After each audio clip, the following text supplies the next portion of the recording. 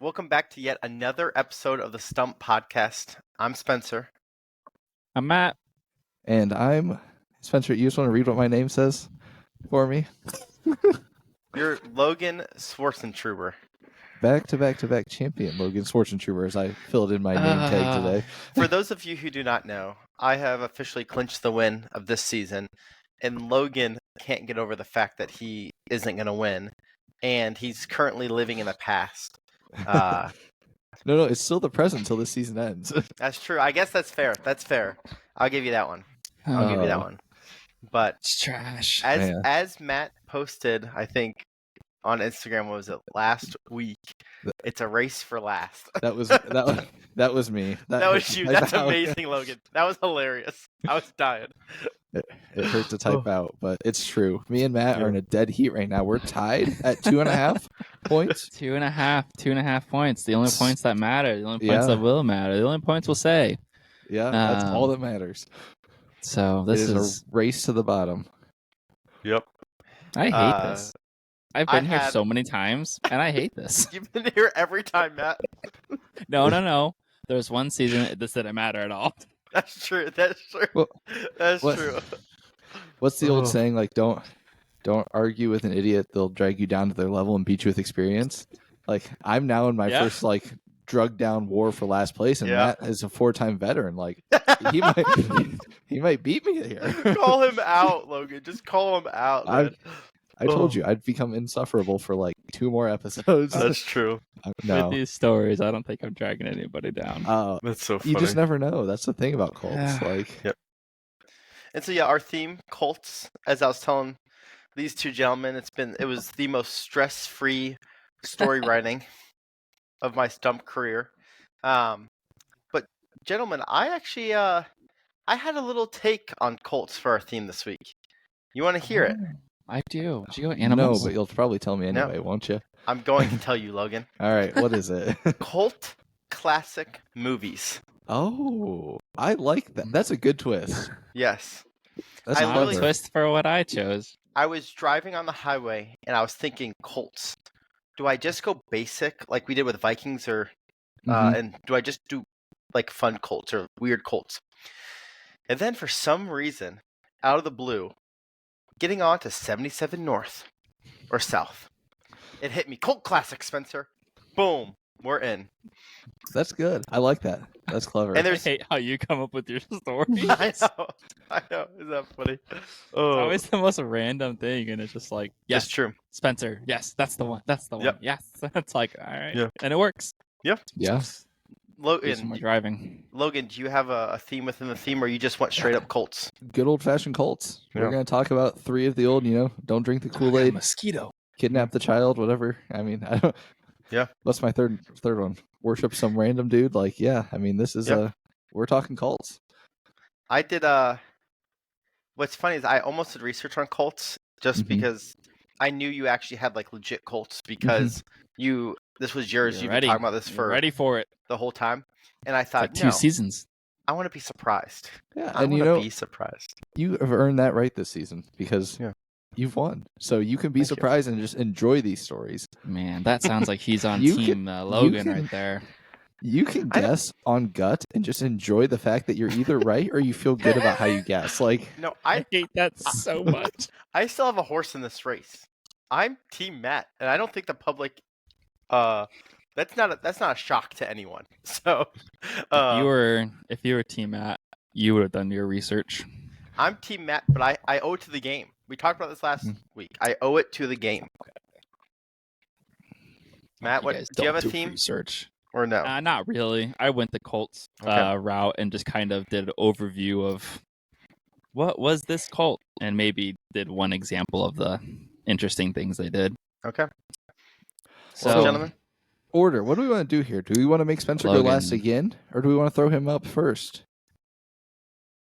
We could flip it and I go first this time. Or what do you guys think? Let's have you go first. We'll have you go first. We'll see. Just switch it up a little bit. Yep. Otherwise, it's just me and Logan switching. Yeah. Okay, gentlemen. This way I can make him go first the last episode. So I channeled my inner Logan. I don't like to admit that Logan's better than me at some things, but name titles is one. I gotta tip my cap, and I think we can all agree. That's fair. Logan's the best name titler in the game. And so, That's fair. I went with Dynamite Dance, Fight for Your Life, or A Horse with No Name. Ooh. Did you try to mimic Logan there, or were you trying to do your best non-Logan impersonation with those titles? I was trying to make Logan proud, and don't get me wrong, they're not to his standard, and I get that. Logan's titles are way better than anything I could do, but I tried. Fair. What are we doing? Dynamite Dance, Fight for Your Life, or The Horse with No Name? Let's do the horse. Horse with no name. The Horse with No Name. Okay. The unforgettable but foundational cult classic, The Horse I Rode, had found its niche with the hippie movement in the late 60s. In the film, where Jimmy Jones, portrayed by Andy Cypher, rides a horse from Alabama to Boston, encountering numerous different types of people with the goal of finding the best, and for media purposes, illegal substances. This certain illegal substance, I will say, is green, and is also known by Mary Jane. The devil's lettuce? Illegal substance for this context. The horse, however, was unnamed throughout the entire film. The reason for that is, in real life, the horse's name was actually forgotten. The horse belonged to Stephen Thomas, who was an avid substance abuser, and when his close friend Jeremiah Nuez, who was also the director, asked him to use the horse for the film, they were enjoying nature's finest, and Thomas couldn't remember his own horse's name. Nuez thought it was so funny that he decided to have the horse not be named during the film, instead having Jimmy Jones answer the question, "What's the horse's name with?" And then being interrupted by something, which is exactly what happened in real life. Fast forward a few years, the rock band America loved the movie and the story so much they wrote a song about that horse, A Horse with No Name.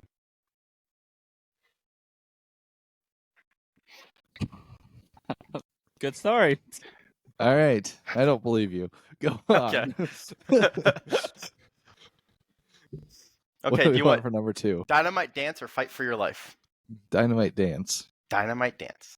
In arguably the best cult classic Napoleon Dynamite, John Heder, aka Napoleon, performs a dance for his friend Pedro, aka the Vote for Pedro shirt, to help him get elected as class president.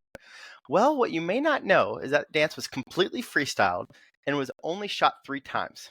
And again, if you don't know, this cult classic was written and produced on a very low budget. Jared Hess, the director, recalls that they had 1 roll of film left and had basically 3 takes to get the entire dance scene filmed. There was no choreographer to help Heder with the dance, but there was a little help from Hess. He told Napoleon's actor, "Dude, you just do your thing." Heder then thought to himself to make it as funky and good as he could. Although it was winged, there was some editing going on, taking the best takes from various shots to make the final version. What makes it even more impressive is that they were worried that they were not going to get the rights to the infamous Canned Heat, the song he danced to. So each take was danced to a different song, just in case. What a movie. It's a phenomenal movie. Great What a movie. So my wife watched that today, actually. That's amazing. She's in Florida with her softball team, so shout out UNOH softball. Hope you all win. But that being said, I got pictures. They were all watching it as a team, which is just the best team bonding you can do. That's amazing. Okay. All right, what's the last one? Fight for Your Life. In my opinion, and this might be controversial, one of the most overrated cult classics is The Princess Bride. However, there are a few scenes that are quite entertaining. During the battle scene between, I can never pronounce his name right, Inigo Montoya, the Spanish swordsman who is searching for his father's killer, played by Mandy Patinkin, faced off with the protagonist Wesley, the farm boy played by Cary Ellis. William Goldman, the writer of the book and the screenwriter of the movie, spent months researching the 17th century sword fighting manuals to craft Wesley's and Inigo's duel. And all the references the characters make to specific moves and styles are completely accurate. Then Ellis, or Eulis, the one that plays Wesley, and Plantikin, neither of whom had much, if any, fencing experience, spent more months training to perfect it, right and left-handed. Plantikin knew that his job was to become the world's best sword fighter, so he trained for about 2 months in New York, and then him and Carey went to London and trained with 2 legendary stuntsmen, Peter Diamond and Bob Anderson. Additionally, Carey and Plantikin trained every day they weren't filming for 4 months. There were no stuntmen involved except for one little flip. Even after months of training, the fencing instructors came to set when there was a few free minutes. They would go over the scene with the 2 actors. Clearly, there was a lot of emphasis on the scene, which was intentionally shot last, which took many days. What a movie. Also, good movie. Overrated. Overrated. You're wrong about that. Yeah. It's true. But, what about it's overrated? Just overhyped or what? Overhyped. I don't think it's a bad movie. I think it's overhyped. Well, you'd be wrong there too. What's your favorite cult classic? Oh yeah. I don't know.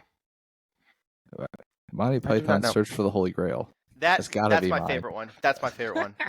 Hands down, hysterical. Totally forgot about that one. That's funny. Yeah. The Knights That Say Me.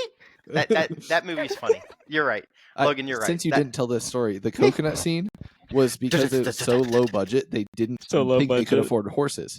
So that's was an actual amazing. Like they were just like, get some coconuts and have them together. Have you guys hilarious. Seen the other stuff that they put out? A couple, not all of them. Like none of them are quite as good as, or the skits aren't quite as good as that. But the best scene in that entire thing is the knight that gets all his limbs cut off. It's like, just I can take you.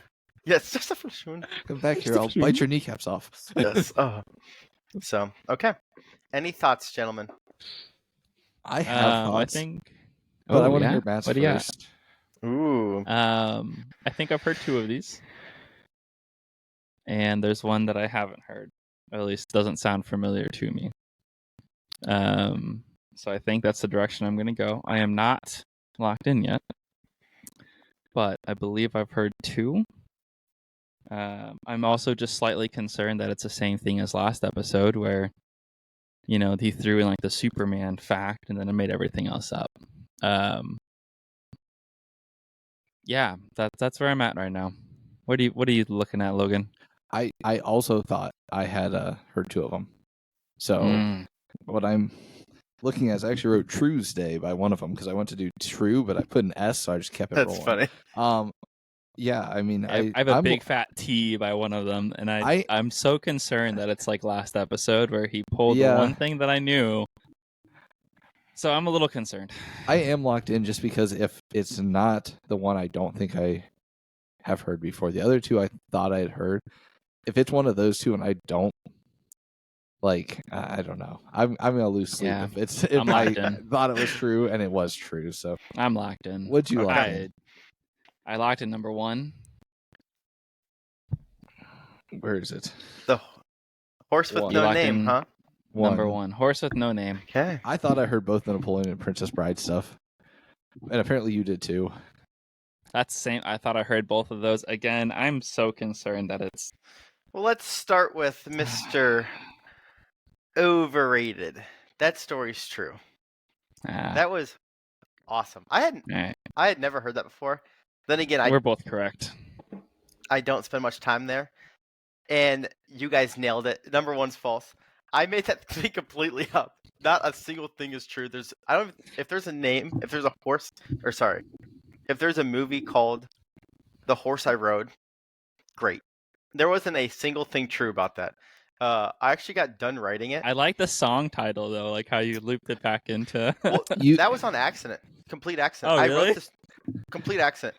I wrote the story, and when I got done with it, I was like, there's a song that's called The Horse with No Name. I looked it up, made in 1971. I said, why not? Let's throw that in there.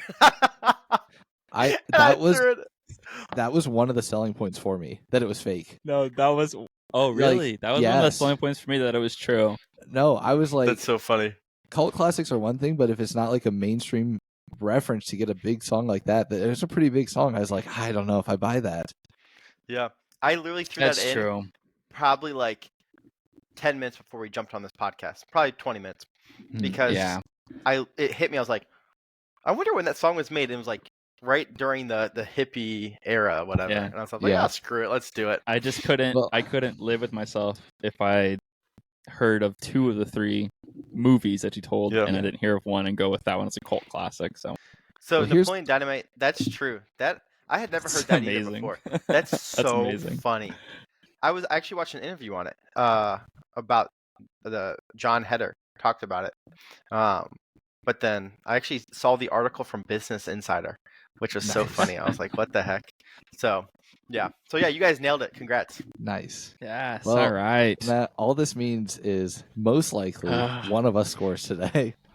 Now, if you're going to make me go first next week. Wait, I have an idea. I have an idea. Go ahead. I will think of a number between 1 and 10. All right. Whoever gets closest to it gets to choose to go first or second. All right.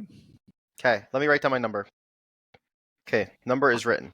Who wants to go first? This because I have 4 stories. Logan went 5. Matt? He split it down the middle. Yep. So I have to go I above want to or see below. which way you go. 6. Logan, would you like to go first or would you like to go second? That's a 2. Oh, man. It's tough. I would rather go first or have Matt go first because I want the pressure on the last guest to be on you guys. I can't handle that kind of pressure in my life. And if I get this, I guarantee at least half a point. A tie. Yeah. Yeah. Okay, Matt. So, let's hear him. I did a lot of cult research for this. I do not plan on going down easy. I wrote my stories. I read articles on cults for like 2 hours last night. Just like I hate this so much, considering the fact that I had 4 stories for this. Oh, and you were going to let Logan go first and then... No, I figured like he's going to start us off and... Matt, I will offer you an olive branch since we're going second and third here. If I know any stories are true, I won't tell Spencer if you don't on mine. Don't you dare make that good promise, olive Matt. branch, but I don't know if I can actually make that promise. All right. Did you need points? I think I just have to trust my trash stories and go from there. All right, if I know any of these, I'm telling you. Let me tweak this really quick just to remove the 4th one. All right, now I'm super concerned. Here's my 3 stories. Let's hear it. I've got The True Way, The Sanctified Chronomancers, and The Superior Universal Alignment. Give me the Superior Universal Alignment. Sounds like a chiropractor cult. Yes, it does. That's clever. They use their feet, right, Spencer? Yeah. Yes. Holding on to poles. If you don't get that joke, go listen to the last podcast. You'll get that joke. Where did that come from? All right. Wow, that threw me off. That's actually what this story is about. Chiropractors. Stop. Is it actually? I'm just joking. It's not. That'd been awesome. I'm gonna butcher names, but so it is. Valentin de André spearheaded a UFO cult in Brazil during the 1980s, known as the Superior Universal Alignment. She professed to channel messages from extraterrestrial beings, asserting that Jesus was an alien and would dispatch a spaceship to rescue faithful followers from the apocalypse. However, her divine revelations came to a chilling caveat. Boys born post-1981 were deemed vessels of hatred and required purification. Initially, Val, as I'm shortening her name to, coerced some parents to relinquish their sons to alternate caregivers to ensure eligibility for departure of her celestial vessel. Yet, as emotions intensified, so did the cult's descent into violence. Between 1989 and 1993, members of the Superior Universal Alignment were implicated in a string of heinous acts, including sexual assaults, mutilations, murders of at least 19 boys under the age of 13. Despite the prolonged 11-year investigation, Brazil authorities faced challenges in amassing evidence against Val and the 4 male accomplices, prominent figures within their Amazonian enclave. While the men received lengthy prison sentences, Val herself was discharged of wrongdoing. Her absence from the crime scene proved a legal loophole. Intriguingly, the Superior Universal Alignment maintains an active online presence to this day, a haunting testament to the enduring legacy of this chapter in Brazilian history. I almost want to say false just because of the way you read that. And now, bedtime stories with Matthew. Welcome to Fireside Stories with Matt. That had so many touches on today's episode of classic cults, whether it be the spaceships, but I will say I by name don't know that. So very well done if true. If false, you wrote definitely something that was believable. Okay. Do you want the true way or do you want the sacred chronomancers? Will you read it differently? Chronomancers. Nope. Give us sacred chronomancer. You said sacred chronomancer. Hey, how do you spell that? C-R-O, or sorry, C-H-R-O. Dang it, I messed up. O. That's okay. Chronic back pain. Do we need another chiropractor here? C-H-R-O-N-O-M-A-N-C-E-R-S. That's a tough name to make up. Give Go us ahead. the stinking story. All right. The sacred chronomancers. Its origins trace back to one Paul Thompson, a fresh graduate from the University of Nebraska in 2013. Entering the workforce, Paul thought balancing work and life would come naturally, but he found himself swiftly ensnared in the clutches of work, his existence gradually consumed by its demands. The turning point arrived in 2015 when tragedy struck. Paul's mother succumbed to a heart attack at the age of 62. Gazing into the mirror of his own life, he noticed it's mirroring his mother's fate. Filled with grief and a desperate yearning for meaning, he embarked on a radical endeavor, the founding of the sacred chronomancers. Central to the doctrine of his flourishing faith was the belief of perfect and divine timing. Followers were urged to reorder their lives to anticipate God's coming return and punish if they were late or stayed too long at events, showing the evidence that timing is everything. What began as a modest commune on 17 acres of land in Cherry County, Nebraska, grew into a community of 150 devout followers, each paying a yearly tithe and laboring to achieve self-sufficiency. As the world grappled with the COVID-19 pandemic, the sacred chronomancers adapted. One no longer needed to live on the commune, but would be granted deacon status if they did. This allowed the church to grow and attract a younger audience.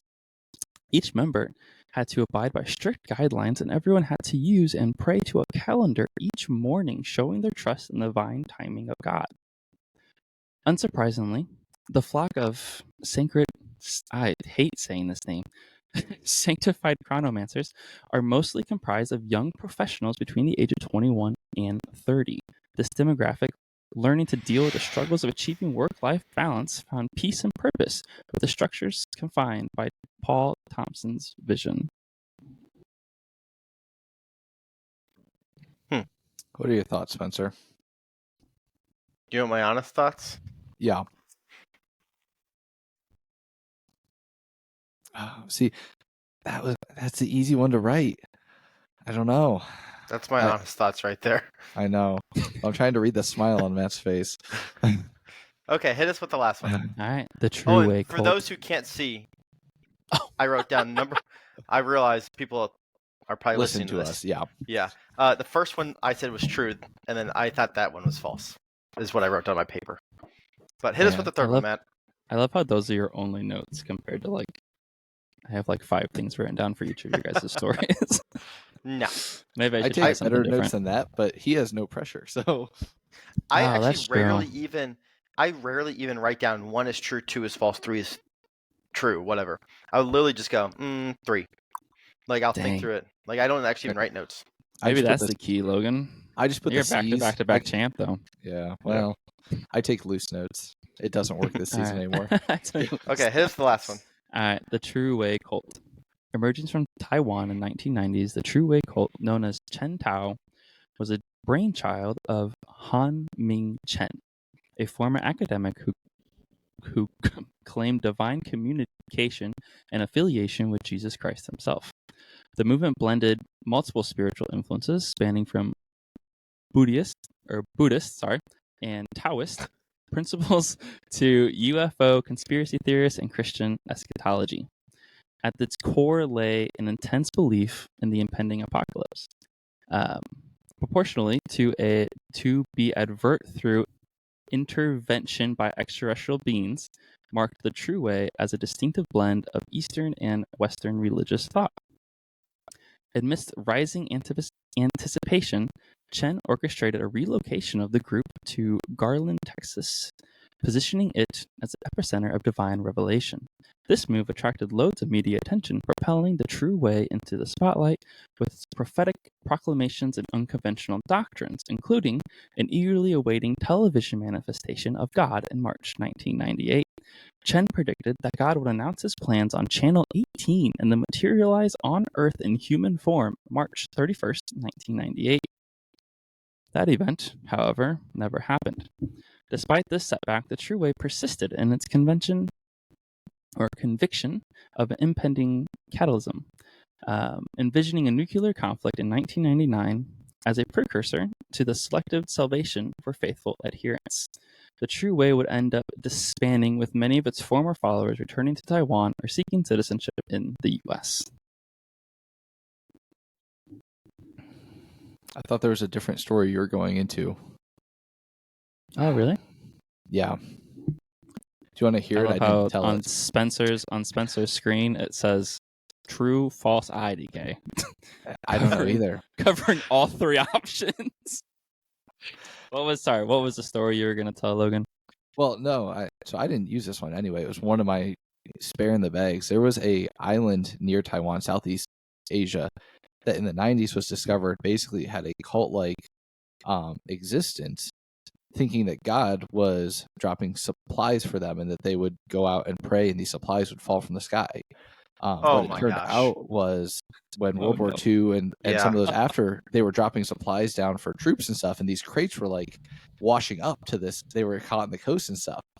And so it's like the U.S. Army is dropping MREs and stuff, and this local native Southeast Island people were like, "It's a gift from the Lord," and had like a cult-like resistance of like what was happening. And I would have believed that. Interesting. I would have believed that. Well, that was true. So yeah, that's what I'm saying. Like you would have told that, I'd been like, yeah, well, that no, makes like sense. if I was on the island like that, I understand how you could. No, that checks out. I understand how you could. You're just like, how are we surviving? We get these meals. Yeah. Like, oh, this is amazing. The ocean said that, provides. I was like, oh, please be this, please be this. Please. No, it wasn't it. Amazing. Logan, do you have any ideas? I'm truly between 2 and 3 as well. One sounded super familiar. I think I've heard one. The spaceship, especially, like I've heard that part of it. He started telling it, and I immediately wrote true. And for some odd reason, and I know almost zero about cults, that one I'm like, I think is true. Yeah. Now I'm between 2 and 3 as well. 2 feels easier to write. Let me see. 3 really had some. What years were 3 going on? I don't know if I caught them. I'm locked 3. in. The 90s, the television event took place in 98, and the other nuclear conflict was 99. Yeah. I'm locked in. I'm locked in as well. Alrighty, what you guys got? I went 2. Oh, I went 2 as well. That's disheartening. You went 2 as well. Oh, no. So wait, this is either really good for Logan or really good for Matt. Puts a pit in my stomach. I was hoping you'd go 3. It's either Logan is guaranteed at least a half point, or Matt is guaranteed at least a half point. Alrighty. So, Superior Alignment. Yeah. Was a TV show. The first called one? Brickleberry. Yep. No, so that was the false true. One? Oh. That one's true. I was like, dang, you got me. I'm like, I could Don't have do sworn that to So me. I was I'm like, watching. I thought I heard watching some that TV before. shows. I thought about watching The Simpsons and just find every cult related TV show they Oh had. yeah. I was watching one that was it's called Brickleberry. Yeah. Don't know if I'd recommend it to a whole lot of the audience, but it was a very, very similar to this story, and I was just like, oh gosh, there goes my one I was gonna make up. Make a man That's so heart funny. stop. I was gonna say I could have. Yeah, Logan's face. You should. If I wish people could watch this or watch this. You should watch this. Yeah, We have it's a on video YouTube. on YouTube. But Logan's face went beet red, and his eyes got huge. Like, oh my gosh, what is happening? The facial expressions themselves All right. were worth it. Okay, so Matt, are you in good shape Man, or are you in bad shape? Well, even though I went walking for 45 minutes today, I'm in bad shape. Oh no. Number 2 was false. Yeah. Yeah. Oh, thank you. I wasn't confident with these stories, and I was like, let's just see what this one does. And I don't know why I felt like number 2 was false, but you started talking, and for some reason I was like, I think this is false. To me, I had felt no ground easy in to it, make though. up. Like, I don't know.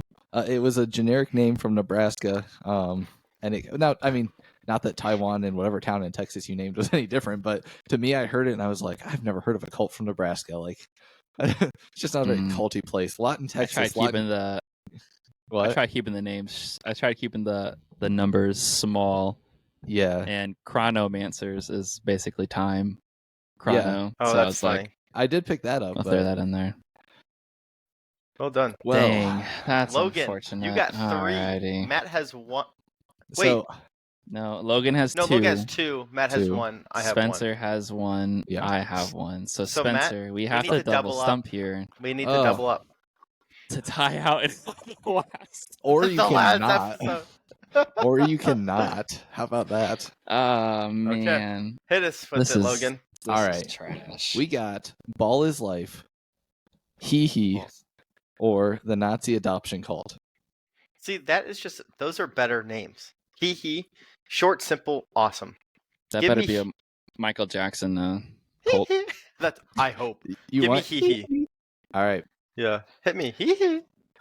Cults come in all shapes, sizes, and levels of It's a maliciousness. Michael Jackson cult. One of the relatively least malicious cults, least being in quotes, is a group known as the Order of the Solar Flare. Founded in the mid-70s, this cult was based around one simple life truth. Michael Jackson was a literal deity sent to Earth to save mankind. Now, before you judge them, remember 2 very important facts of this era. First, drug usage was highly prevalent and played a major role in the psychiatric state of most members of this cult. Second, Michael Jackson made some very good music. Now, for the details of this thriller, pun intended. Well done. Yeah, I included that pun. The cult was founded by a man named Michael, which may sound like a coincidence, except for the fact every member of the cult went by the name Michael in public. So getting names was very difficult.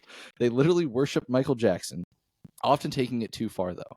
There is no record that he was ever in on any of this activity, but on 6 different occasions, members of this cult were arrested for either harassment, stalking, or one time the attempted kidnapping of Michael Jackson himself following a show in 1981.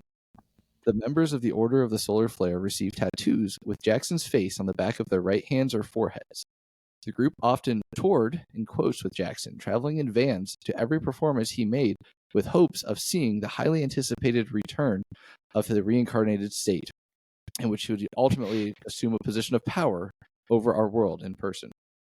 Ultimately, the bad press that followed the failed kidnapping attempt led many in the group to fracture in the early 80s after running just under a decade in length.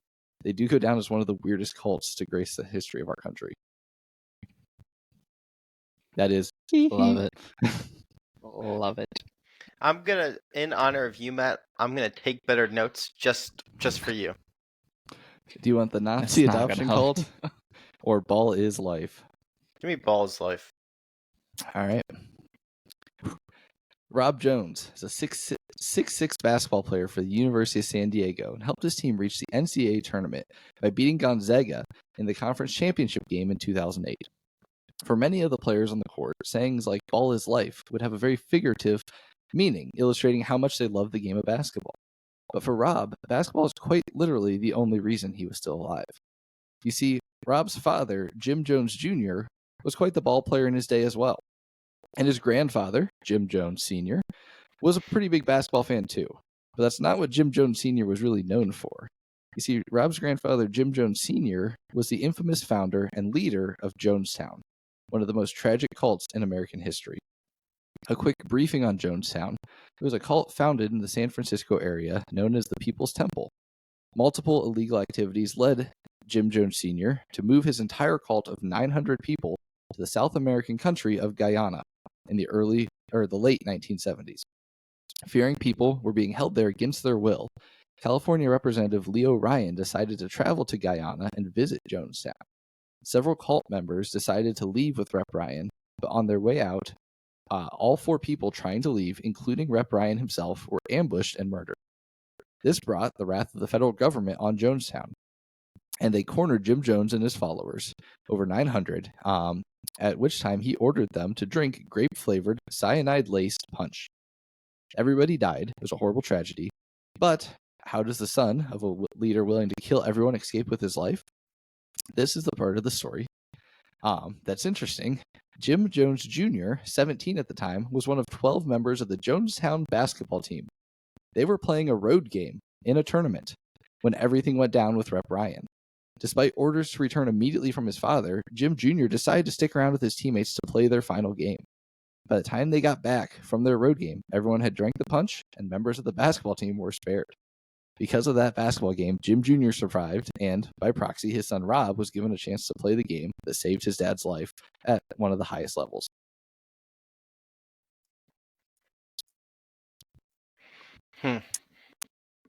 That one's really tough. Okay, I'll share my thoughts at the end. Hit me with 3. Yep. Nazi adoption cult. Post-World War II, many Nazis fled Europe for South America. A group landed in the Chilean countryside and founded Colonia Dignidad, the Dignity Colony. Well, this may sound nice. It was anything but. Awful stories of abuse, murder, and torture came from within the decades of this cult. And horrifically, victims were very frequently local children. Under the guise of a hospital, the leaders of Colonia Dignidad, Paul Schaefer being the head from 1961 to 1996, so he's the main name associated with this cult, they would take their hospital and use it to abduct local children. For one example of how they would do this, a boy came in, was rushed in while choking. The nurses saved his life, but when his sister came by that night to bring him home, she was told that he would be kept for a couple days for observation. She didn't think anything of it and came back a couple days later. When she got back, in a few days, she learned that a team of lawyers that worked within the cult had filed adoption paperwork on the boy and legally adopted him into the cult. Because this was happening in poor Chilean countrysides, the parents lacked the resources to legally regain the rights to their children. This went on for decades, with charges finally being brought against Schaefer in 1996. He fled to Argentina to escape those charges. He was finally arrested and convicted on child abuse, kidnapping, and torture in 2005 and given a 20-year sentence in 2006. He died in prison in 2010. 26 other members of the cult have been brought to justice in the eyes of the law, but their decades reign of terror from the 60s to the early 2000s is one of the most horrific cults I've heard of. Alrighty. If 3 is true, or if 3 is false, he used a lot of World War II history to make it false. Because they did a lot of Nazis flee to South America and Argentina, because I believe Argentina was a quote-unquote safe zone with the dictator or whoever was there. I would not be surprised if they tried stealing children because Hitler was supposedly survived. Again, there's a conspiracy around that. And they were trying to rebuild the Fourth Reich or Fifth Reich, whatever it would have been, post-World War II. So that, I'm intended to believe that one to be true. Have you heard any of these before? No. Okay. The only one I thought I heard was Michael Jackson. Michael Jackson. So here's here's my thing. This it's too number blurry. one. You have to read that for I'll the people on Spotify. Number one, true. I feel like I've heard of some cult named Solar Flare.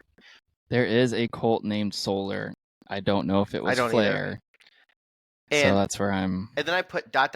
less likely ... The more he talks, the less I believe. I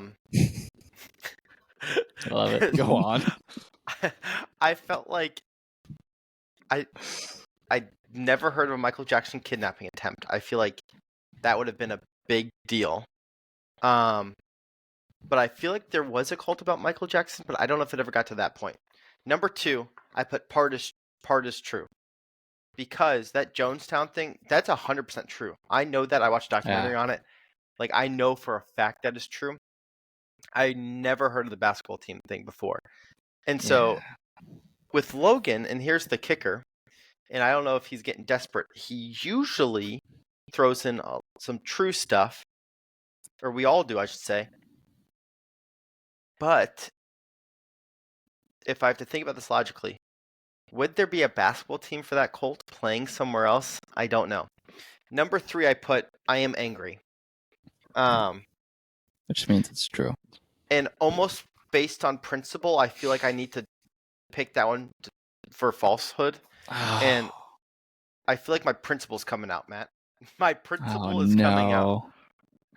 And so I trust your principle on this Principal Mason. But here's the issue. Yeah. Go ahead. My problem with the he is yes, I would have believed this more if it was Elvis Presley. Really? I would have believed it less. There's been a lot of things with him. I don't know, I'm struggling. The fact that there was no kidnapping is I haven't heard of a kidnapping. My Michael Jackson history is not great. It's tough. My problem with two, and I put that like the People's Temple, I've heard San Francisco is a popular area for a lot of these. The grape juice, I don't think it happened in that way. That is true. I know the grape juice is true, but is the grape juice related to Jonestown? Yeah, it doesn't. I'm telling you, he would not change that part. The federal government came, they knocked down the door, people died. They were all in, I think, the church. That part is 1,000% true. 1 million%. And he picked a random Duke player in 2008 to tie it all to. The issue I have it with is the second half. I just can't think of them allowing, because I'm fairly certain that was a very controlled cult. There's a maybe a 30, not 30 for 30. That's the sports thing. I can't remember what the news show is. They did like a little documentary on that. And I've heard Jonestown. I've heard of Jonestown. I don't know the details of it. Think of them having a basketball team. That's what's killing me. And three, I think I'm willing to die on the hill that Michael Jackson had a cult. I'm willing to say, you know what, you got us. Great job on that one. I am so hung up on two, but I'm so angry at three. Yeah. What year was number one? I'm zoning. Hee. Give me a second. Hee. Founded in the mid 70s, disbanded in the early 80s. Okay. I'm willing to die on one. All right. I don't have an option. I got to go with you. No. I can have my mind changed, Matt. I'm going to let you control this. How old was Jackson when he died? I don't know. That's the problem. It was like 2000 teens. He got popular. He was popular before Michael Jackson because of the Jackson 5. So right, but he wouldn't have been a cult at that point. No, it was the Jackson 5. He was the star, but it was still the Jackson solo 5. album came out in like 1970, something like that. Okay. 70s. I mean, it makes sense. He would have been young. My Jackson 5 with the Ball's life is I just feel like the Ball's life was. You think that's true? I'm envisioning, for some reason, I can't get out of my head, and I'm gonna have to find it tonight because there is a skit somewhere that reenacted what you just talked about, Jonestown. It was probably Family Guy or something like that. And then some kids showed up later, and everyone had drank the juice. And I don't know if I'm making this up now or what. Matt, I'm gonna let you truly. I'm gonna tell you my preferences. I'm gonna let you torn choose between 2 and 3, and I'm gonna jump completely on you. If it were me, I would lose. probably choose 2. But That's what I'm leaning towards. But here's the thing with Logan too. How often does he not make up the whole story, right? He doesn't make up the whole story very often. That's true too. I'm leaning towards 2, but I'm going to let you decide because I can jump on 1, 2, or 3. I'm not convinced either right. of any of them. So you tell me what you want me to choose, and I'm choosing it. This sucks. Good stories, by the way. This is Good why stories. I picked second. I didn't want this would have been me and Spencer for yours, and I didn't want that. My stories weren't nearly this good. You would have been fine. This is also why I wanted cults for so long, because I had these in the bag for the truthful ones were packed up. Man, I just feel like the Nazi one's true. Okay. I'll cross that one off. Now, do you want to go Michael Jackson, or do you want to go... I think I'm going 2. You want to go 2? I think so. Okay, I'll lock in 2 with you. All right, we're locking in 2.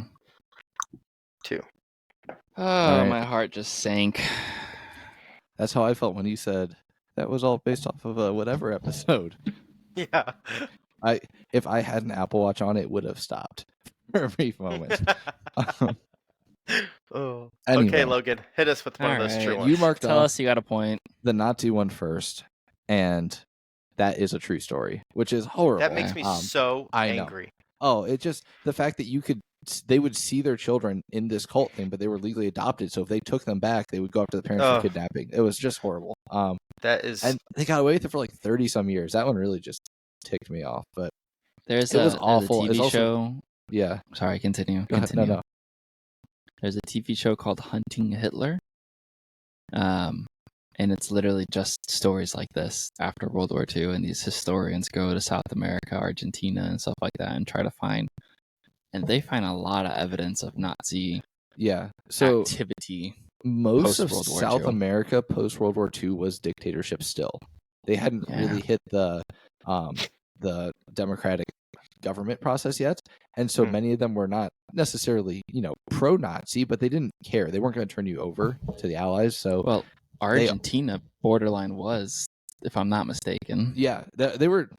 If they had, but this isn't a history lesson, so yeah.